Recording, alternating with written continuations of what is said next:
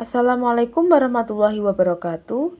Untuk memenuhi tugas mata kuliah Teknopreneur, pada video kali ini akan kita bahas mengenai strategi pemasaran. Namun, sebelumnya izinkan kami memperkenalkan diri terlebih dahulu.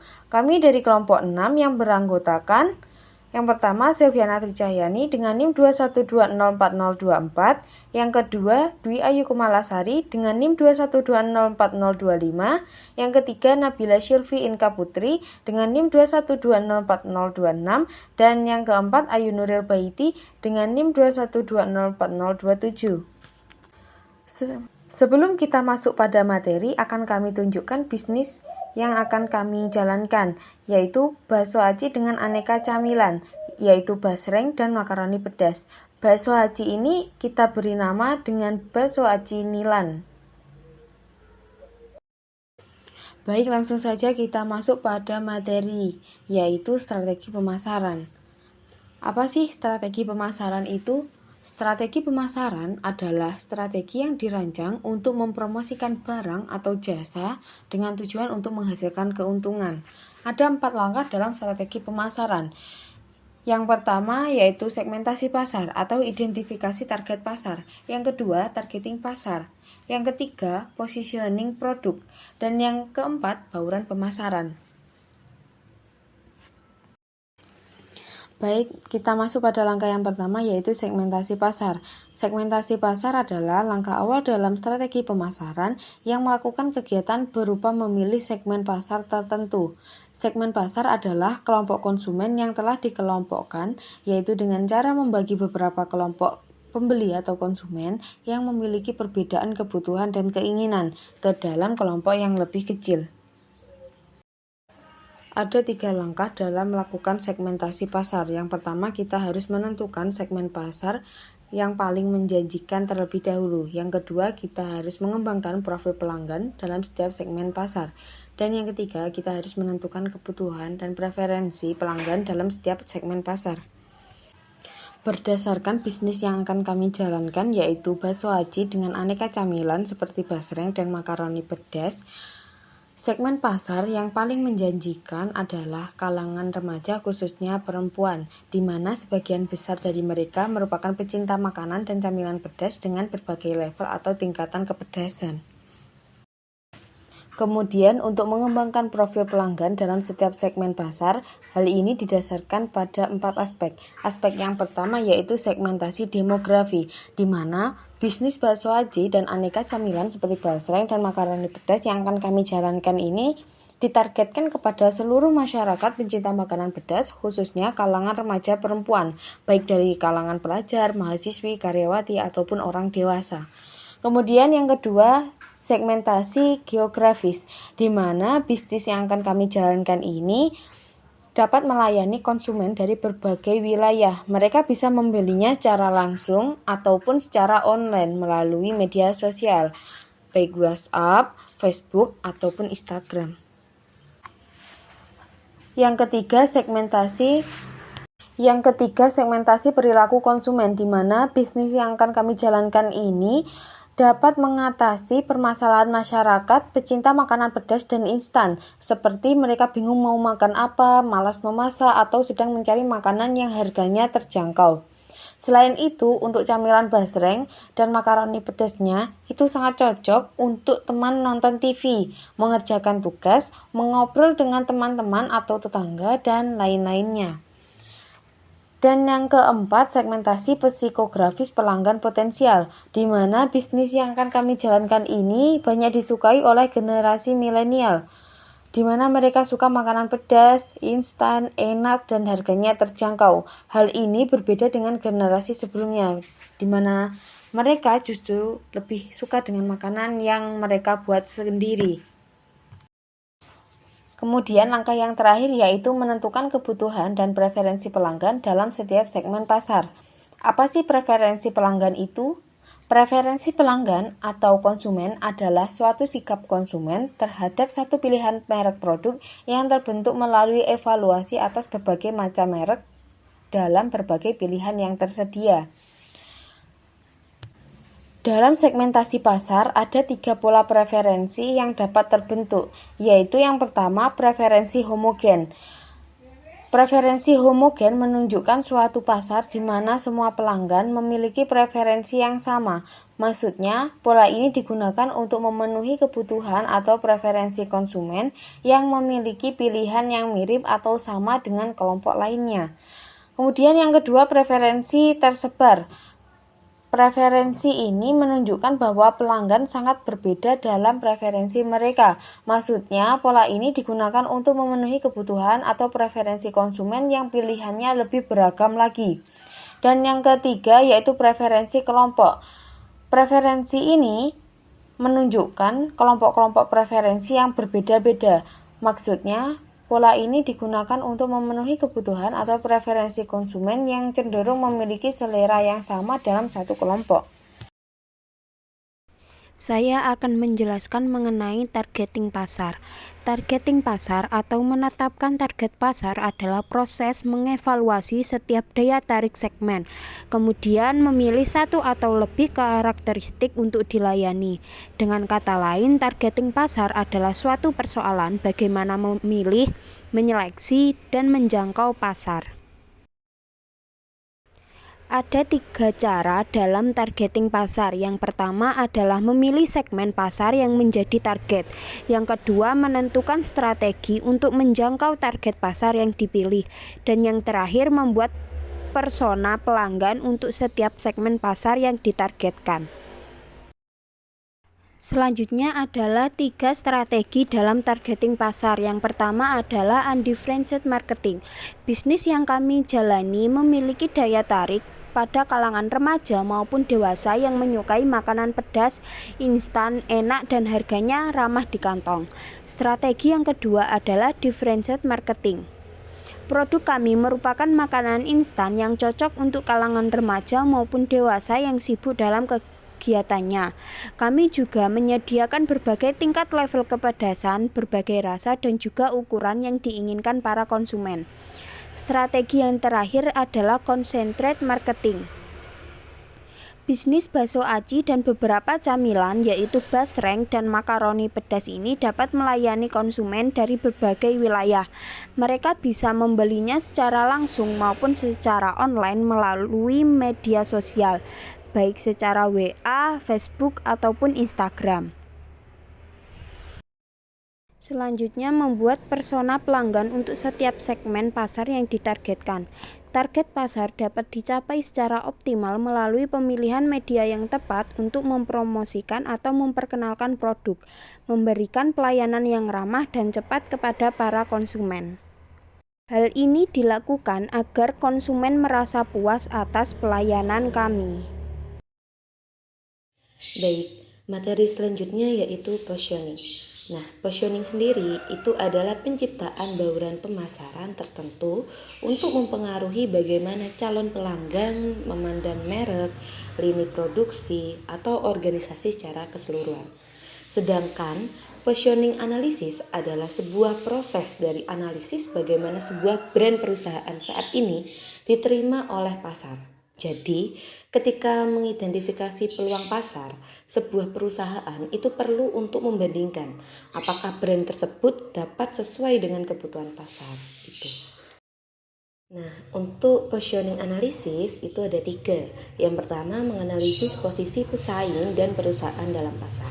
Jadi, mengenai bisnis kita, untuk mengidentifikasi posisi pasar, bisnis bakso aci ini memposisikan dirinya sebagai salah satu bisnis yang tengah hits di kalangan pelajar dan mahasiswa. Nah, di samping itu, bisnis ini juga menentukan keunggulan kompetitif di mana pelanggan dapat memilih produk yang dijual dengan pilihan berbagai rasa, tingkat kepedasan, berbagai ukuran yang sesuai dengan selera pelanggan. Jadi, tingkat kepuasan pelanggan terhadap produk berada di titik yang aman. Nah, dalam suatu bisnis pastinya ada salah satu hal yang tidak bisa dielakkan lagi keberadaannya, yaitu persaingan. Nah, pada prinsipnya persaingan itu akan selalu ada selama pasar tidak ada yang memonopoli. Ini berlaku untuk semua pasar, baik dalam skala besar maupun skala kecil, misal UKM dan bisnis online. Dengan mengetahui di mana posisi bisnis UMKM atau bisnis online di dalam persaingan, paling tidak ada 2 hal yang bisa didapatkan. Yang pertama, UMKM dan bisnis online akan lebih mudah dalam merumuskan strategi pemasarannya di tengah-tengah persaingan. Dan yang kedua, kita bisa menentukan langkah promosi yang tepat untuk mendapatkan penjualan walaupun persaingannya cukup ketat. Jadi ada 4 posisi persaingan pasar. Yang pertama, pemimpin pasar. Yang kedua, itu ada penantang pasar. Yang ketiga ada pengikut pasar. Yang keempat itu ada relung pasar. Nah, selanjutnya yaitu mengembangkan pesan yang tepat untuk setiap segmen pasar yang ditargetkan. Nah, target kita itu ada 3. Yang pertama, pelajar atau mahasiswa. Untuk alasan memilih segmen pasar pelajar dan mahasiswa itu karena sebagian besar dari mereka merupakan pecinta makanan dan camilan pedas dengan berbagai level atau tingkat kepedasan, yang juga mereka tidak mau ribet untuk membuat sendiri pastinya. Sehingga produk ini sangat memberikan solusi untuk para pelajar dan mahasiswa. Itu tadi mengenai pesan untuk target pelajar atau mahasiswa. Yang kedua yaitu kalangan umum. Nah, untuk alasan memilih segmen pasar kalangan umum itu karena produk kami juga sangat cocok untuk menjadi teman menonton TV, ngobrol dengan kawan-kawan, mengerjakan tugas, dan lain-lain. Nah, bisnis ini memiliki jangkauan yang luas. Oleh karena itu, kalangan umum tidak hanya para pelajar saja, namun para ibu-ibu bahkan bapak-bapak juga dapat membeli dan mengkonsumsi produk dari bisnis ini. Nah, target yang ketiga yaitu kalangan sosialita. Karena kita hidup di zaman sosial media yang lebih maju dan merupakan kebutuhan semua orang untuk mendapatkan berita ataupun lainnya. Nah, oleh karena itu, kalangan sosialita menjadi tujuan segmen pasar pada produk bakso aci ini. Karena banyak kalangan sosialita yang mengikuti kehidupan yang dilakukan oleh para artis maupun selebgram. Selain itu, produk ini sering dibutuhkan oleh kalangan sosialita karena instan dan tidak ribet jika ingin makan makanan yang pedas. Selanjutnya yaitu menentukan cara untuk memposisikan produk atau layanan yang dijual. Membangun persepsi sebaik mungkin sebuah produk di mata konsumen adalah prinsip strategi positioning dalam pemasaran. Nah, ini perlu dilakukan oleh perusahaan supaya konsumen tertarik untuk membeli produk yang ditawarkan. Semakin laku produk yang dijual, maka pastinya semakin besar pula laba yang akan didapatkan oleh perusahaan. Nah, positioning bukan sebuah cara untuk memaksimalkan kualitas produk atau mengubah bahan pembuat produk, melainkan sebuah cara untuk membuat produk yang ditawarkan memiliki persepsi sebaik dan sebagus mungkin oleh konsumen. Dengan hal ini, saat produk dipajang dan supermarket, konsumen bisa lebih memilih produk perusahaan yang melakukan strategi positioning. Nah, produk positioning adalah menempatkan suatu produk di antara produk-produk lainnya yang berada di pasaran. Nah, positioning produk yang baik itu jika produk memiliki keunggulan daripada produk lain yang sejenis. Suatu produk dapat menentukan posisinya melalui persepsi pelanggan atau produk yang ditawarkan dan produk pesaing yang akan menghasilkan peta persepsi. Pelaku usaha atau bisnis harus mengetahui bagaimana strategi positioning dalam pemasaran. Produk ini bisa dapat mendapatkan persepsi yang baik dari konsumen. Alhasil, produk yang akan lebih dipilih oleh pelanggan. Nah, aspek dan strategi yang dimaksud yaitu yang pertama, atribut produk. Melakukan positioning berdasarkan pada atribut yaitu memposisikan sebuah produk dengan memperhatikan serta mempertimbangkan atribut atau sifatnya. Sebagai contoh misalnya berdasarkan pada lambang, simbol, keberadaan, ukuran, warna, dan atribut atau sifat lainnya pada produk. Nah, kalau pada bisnis kita yaitu produk bakso aci ini hadir pada saat momen-momen musim hujan, UTS, UAS atau bahkan ketika hari-hari biasa yang penuh tugas. Dan disitulah letak penerapan positioning produk berdasarkan pada atributnya. Yang kedua yaitu manfaat produk. Nah, setiap produk pasti memiliki manfaat dan fungsi tertentu bagi konsumennya. Namun beberapa produk dengan fungsi yang sama bisa dilihat lebih unggul daripada produk jenisnya karena menambahkan manfaat tertentu. Misalnya, pada produk kita ini untuk peneman ketika nonton atau bahkan ketika mengerjakan tugas, tetapi tidak menutup kemungkinan juga untuk dijadikan sebuah hadiah kepada seseorang yang pecinta pedas. Yang ketiga yaitu harga. Bicara mengenai harga, Dalam positioning bukan serta-merta berarti produk dengan harga murah lah yang akan dianggap bagus dan unggul oleh konsumen.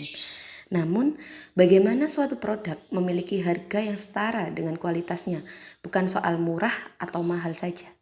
Tentu saja, bagaimana produk dengan kualitas yang bagus namun memiliki harga yang terjangkau akan menjadi unggulan konsumen.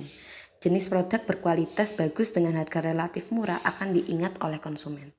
Misalnya dalam bisnis kita, nah produk ini tuh harga bisa menyesuaikan konsumen karena kita menyediakan beragam rasa, variasi, ukuran, sehingga konsumen bisa puas dengan pilihannya sendiri. Yang keempat itu peningkatan citra produk. Nah, strategi yang satu ini membutuhkan model atau bahkan bintang iklan atau mungkin brand ambassador pada produk tersebut. Pastinya harus dipilih bintang iklan atau brand ambassador atau model yang sesuai dengan citra dan segmen pasar dari produk ini.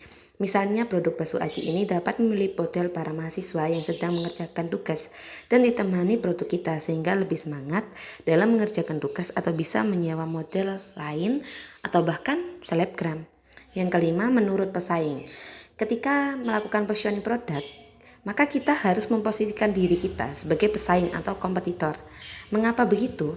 Tentu saja agar kita bisa mendapatkan citra yang lebih baik daripada produk kompetitor di benak konsumen. Yang keenam atau yang terakhir yaitu kategori produk. Perusahaan akan berusaha membuat dan menempatkan produknya sebagai pemimpin atau market leader dalam kategori tertentu melalui strategi ini. Pada umumnya, perusahaan akan lebih fokus pada satu produk saja meskipun sebenarnya memiliki beberapa jenis produk lainnya. Nah, pada bisnis kali ini memposisikan sebagai tempat solusi mencari makanan pedas dan instan dengan berbagai macam variasi, ukuran, bahkan tingkat kepedasannya. Namun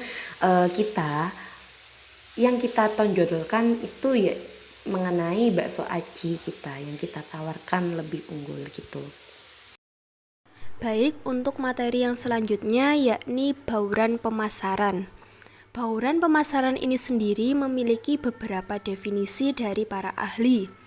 Yang pertama, definisi menurut Indriyo Gito Sudarmo. Bauran pemasaran adalah sejumlah alat-alat pemasaran yang digunakan perusahaan untuk meyakinkan objek pemasaran atau target pasar yang dituju. Kemudian menurut ahli yang kedua yakni menurut Philip Kotler mendefinisikan bauran pemasaran sebagai serangkaian variabel pemasaran terkendali yang dipakai oleh perusahaan untuk menghasilkan tanggapan yang dikendalikan perusahaan dari pasar sasarannya. Bauran pemasaran terdiri atas segala hal yang bisa dikaitkan perusahaan untuk mempengaruhi permintaan produknya. Bauran pemasaran ini dikenal dengan 4 variabel. Yang pertama produk, price, pledge, dan promotion. Dari beberapa pendapat ahli tadi dapat saya simpulkan bahwa bauran pemasaran sendiri adalah variabel yang digunakan sebagai pedoman pemasaran untuk mencapai tujuan pemasaran itu sendiri. Untuk selanjutnya yakni langkah-langkah bauran pemasaran. Yang pertama yakni menentukan bauran pemasaran yang tepat untuk setiap segmen yang ditargetkan. Yang kedua yakni mengembangkan rencana pemasaran terpadu yang mencakup produk, harga, lokasi, dan promosi. Yang ketiga yakni menentukan anggaran pemasaran yang diperlukan untuk menerapkan rencana pemasaran. Baik, untuk langkah yang pertama dalam bauran pemasaran, yakni menentukan bauran pemasaran yang tepat untuk setiap segmen yang ditargetkan. Segmen pasar yang paling menjanjikan dari adanya bisnis yang kami jalankan yaitu bakso aci dengan aneka camilan seperti basreng dan makaroni pedas, yang kami targetkan kepada seluruh masyarakat pecinta makanan pedas, khususnya kalangan remaja perempuan dari kalangan pelajar, mahasiswi, karyawan, ataupun orang dewasa. Produk bakso aci dengan aneka camilan seperti basreng dan makaroni pedas yang kami jual dengan harga terjangkau dan sesuai dengan kantong. Kami jual di berbagai media sosial seperti WhatsApp, Facebook, dan Instagram. Kemudian jika kami sudah memiliki modal yang cukup, kami akan membuka toko fisik dengan produk yang kami ambil dari pusat atau reseller lain. Untuk langkah yang kedua yakni mengembangkan rencana pemasaran terpadu yang mencakup produk, harga, lokasi, dan promosi. Untuk yang pertama yakni produk. Produk adalah segala sesuatu yang dapat ditawarkan ke pasar untuk diperhatikan, diperoleh, digunakan, atau dikonsumsi yang dapat memenuhi keinginan atau kebutuhan konsumen. Seorang marketer yang baik tidak akan membiarkan orang lain tertipu dengan produk yang ditawarkan, sebab mampu membuat konsumen kecewa. Untuk produk yang kami tawarkan yakni bakso aci dengan aneka camilan seperti basreng dan makaroni pedas. Kemudian yang kedua yakni harga atau price. Harga adalah nilai suatu barang yang dinyatakan dengan uang. Di sini, bakso aci dengan aneka camilan seperti basreng dan makaroni pedas yang kami jual dengan harga yang terjangkau sesuai dengan produk yang didapatkan oleh konsumen. Untuk yang ketiga yakni lokasi. Lokasi ini berhubungan dengan di mana perusahaan harus bermarkas dan melakukan operasi atau kegiatannya. Lokasi ini yang kami pilih adalah lingkungan kampus dan lingkungan sekolah, yang mana pada lokasi tersebut banyak kalangan mahasiswi, siswi, serta karyawati yang dominan menyukai makanan atau camilan pedas. Serta kami menjual produk kami di berbagai media sosial seperti WhatsApp, Facebook, dan Instagram. Dan sebelum memilih lokasi, kami juga mempertimbangkan berbagai hal antara lain akses, visibilitas, lalu lintas, lingkungan, dan persaingan. Kemudian yang selanjutnya ada yang namanya promosi. Promosi ini sendiri adalah upaya pemasaran yang bersifat media dan non-media untuk merangsang coba-coba dari konsumen, meningkatkan permintaan dari konsumen, atau untuk memperbaiki kualitas produk. Tujuan utama dari promosi ini sendiri adalah memberi informasi, menarik perhatian, yang selanjutnya memberi pengaruh meningkatnya penjualan. Dalam hal ini, kami melakukan promosi di berbagai media sosial seperti WhatsApp, Facebook, dan Instagram. Sebenarnya, promosi dan distribusi ini dijadikan satu, akan tetapi di sini saya pecah. Kemudian poin selanjutnya yakni distribusi. Distribusi ini sendiri adalah kegiatan untuk menyalurkan produk, baik berupa barang fisik maupun jasa, dari suatu titik distribusi pertama atau produsen, menuju titik distribusi berikutnya atau saluran distribusi, dengan tujuan agar produk kami tersebar secara luas di titik-titik penjualan, di mana konsumen akhir dapat menjangkau. Dalam hal ini, kelompok kami masih menjadi reseller dari produk bakso aci dengan aneka camilan seperti basreng dan makaroni pedas yang kami ambil dari pusatnya, ataupun dari reseller lain, yang kemudian kami jual.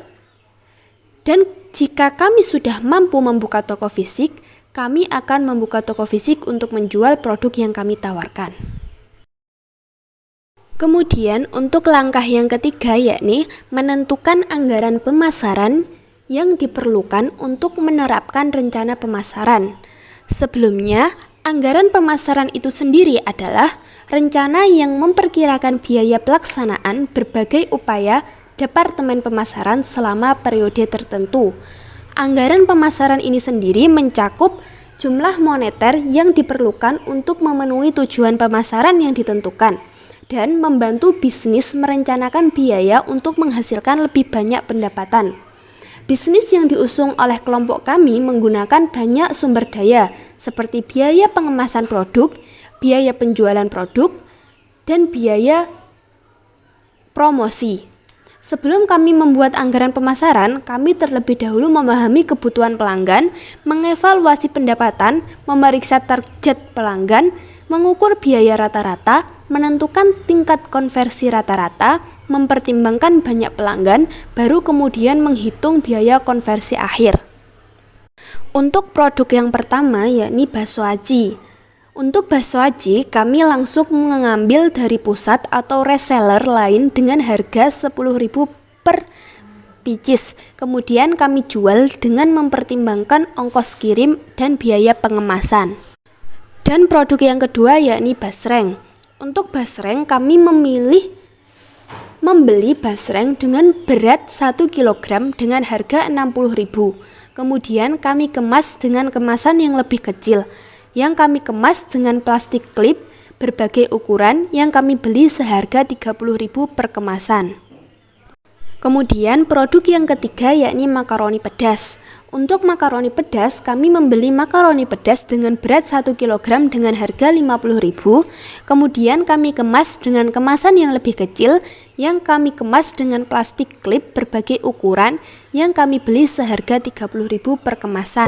Untuk harga penjualan nantinya kami mempertimbangkan dan kami sesuaikan dengan modal yang telah kami keluarkan, ongkos kirim, dan biaya pengemasan.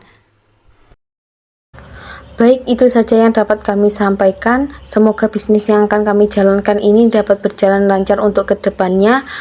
Terima kasih bagi yang sudah menonton dan mohon maaf bila ada kesalahan.